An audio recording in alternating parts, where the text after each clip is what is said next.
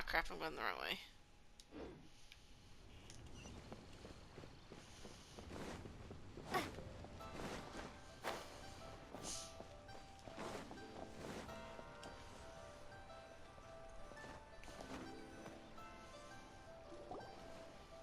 Miss Yenfei, what is this about? Are you here to tell me how much I owe? No. What I wanted to talk about is, there is a chance that the Orin laid on those hairpins may not be Smaragdus Jadeite after all. What do you mean? Are you implying that you already sneaked off and found them? Obviously not. I'm no adventurer, let alone a member of the guild. I don't run thankless, time-consuming errands for a living. Let's just say I made some deductions. I don't know if Granny told you this, but Smaragdus Jadeite is found deep underground and contains very concentrated elemental energy. If mere mortals come into contact with it, well, they'll be sick in the best case. And in the worst case, they could even experience a dramatic change of personality. It most certainly would not be smooth to the touch. Mr. Chow, did you at any time feel unwell while the hairpins were in your possession? No, not at all. I felt perfectly fine the whole time. Not even the slightest bit unwell. I didn't feel anything special at all, in fact. Now that is strange. I noticed earlier that there were elemental traces in Mr. Crossel's vicinity. If I've deduced correctly, he may still have the Smaragdus Jadeite in his possession. If that's the case, we should go confront him right now and expose his dirty scam right to his face! Absolutely not. If we were to confront him now, there's no way he would admit to it. Eventually, he would find some argument to compel us to leave. And then, he'd throw the Smaragdus Jadeite into the sea the moment we were gone. After that, he would simply insist that Mr. Chow pay up per the contract. He would lose nothing. Meanwhile, we would have to look under every stone in Liyue, hoping and praying that the hairpins do actually still exist somewhere in this world.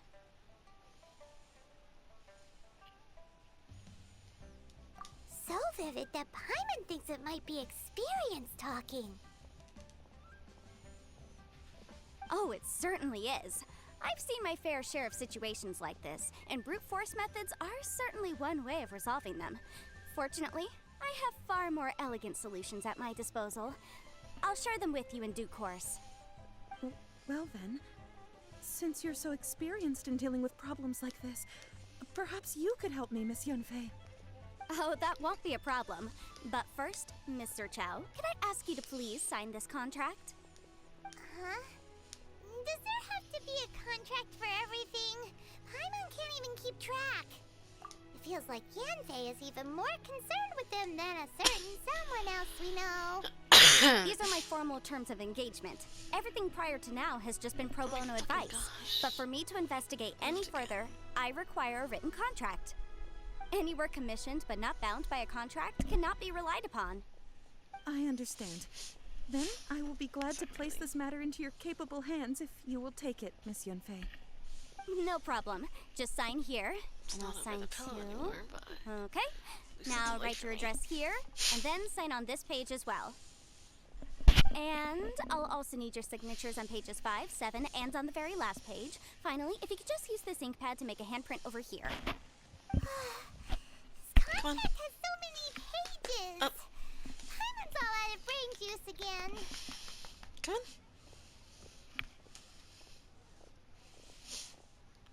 Alright, that should do it. My fees are the same as always, and they're written in the contract. I've had a read through. Everything checks out. Well then, here's your copy of the contract. I will retain the other copy. Not for now, no.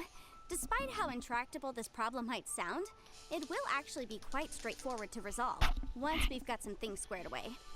I don't believe you have been part of an investigation like this before, in which case, hopefully this should be quite the experience.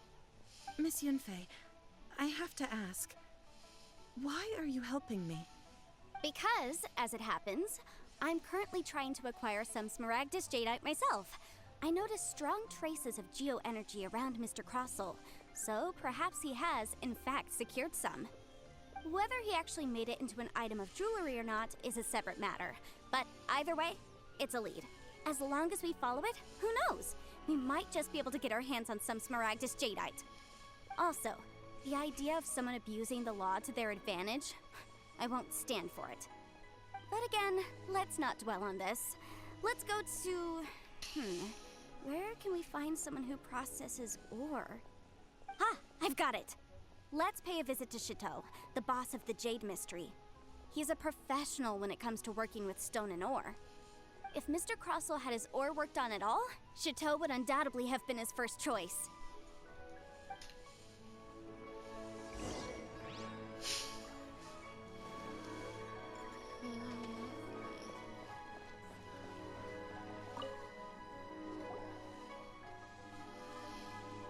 Why, hello there, honored customers. Welcome to... Oh, it's you, Miss Yenfei.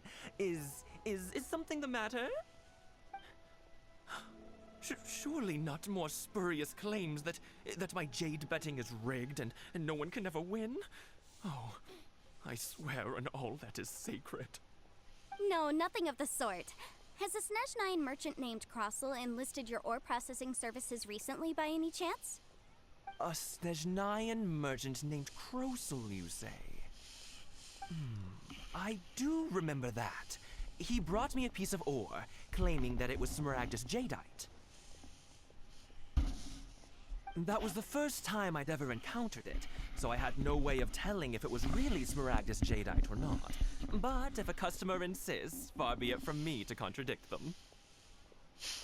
He was quite generous with his money, too, so I didn't give it too much thought. I processed the ore as per his request. Do you have any leftover debris from your work on it? Why, yes. It was my first time encountering this ore, after all, so I kept a few loose shavings to study myself later. They're right over there, in fact. Thank you, sir. We'll take a look at them.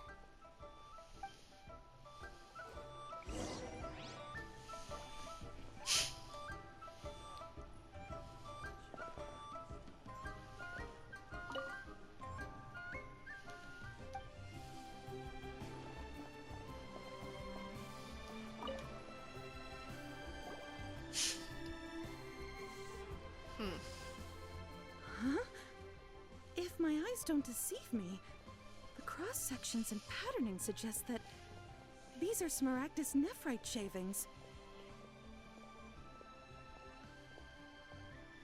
Yes, it's not particularly rare, nor is it especially valuable. It's used to make jewelry all the time. I've heard it said that Smaragdus nephrite is in fact the outer layer of Smaragdus jadeite, though no one's ever proven it. A thin layer of separation, huh? If you must see for yourself, try examining these shavings for traces of elemental energy. Smaragdus nephrite is an entirely ordinary ore, containing no elemental energy whatsoever. Is that so? Well, we might as well give elemental sight a shot. So, did you find anything? So they really are different. But wait, how come Jichao was able to tell what it was just by looking at the shards? That's pretty awesome. There's nothing special to it. It just so happens that I've come across a great many of these in my time. These two stones actually look very similar. Someone without a deep understanding of them would find it very difficult to tell them apart.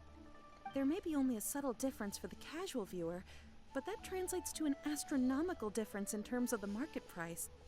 And, I'm sure, a significant difference in the cost of having them carved into shape. All right, let's focus up. We're going off on a tangent. But, never mind, Shirto. Why would Mr. Crossell... Unusual actions have unusual reasons behind them. Let's take some of these shavings back to Chateau. Try your luck betting on Jade?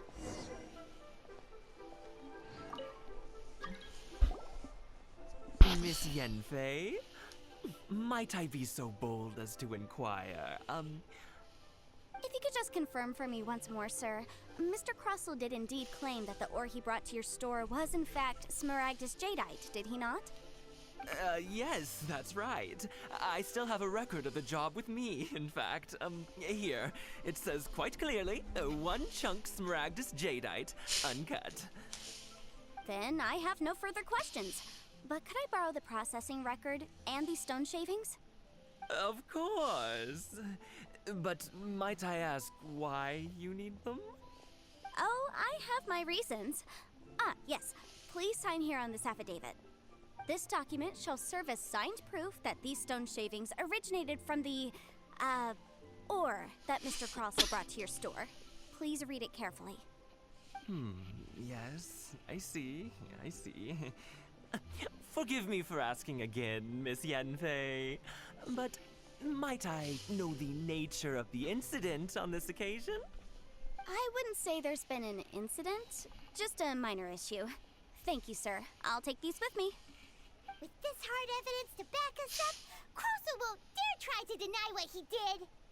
On the contrary, this is far from sufficient to build a case.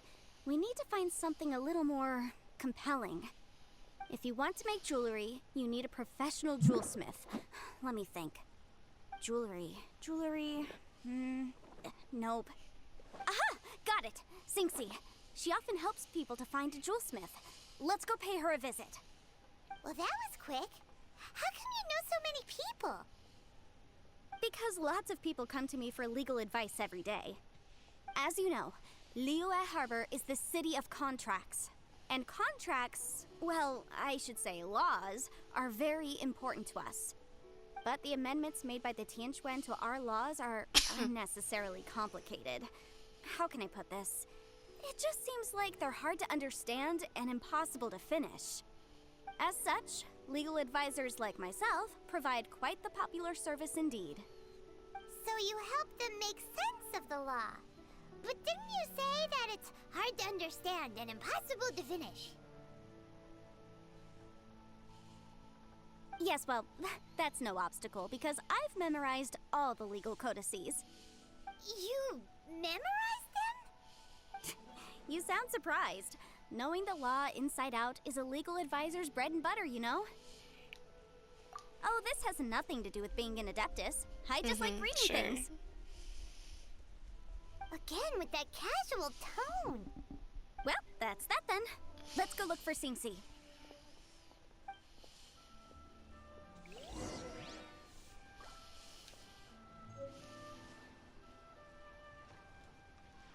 Okay.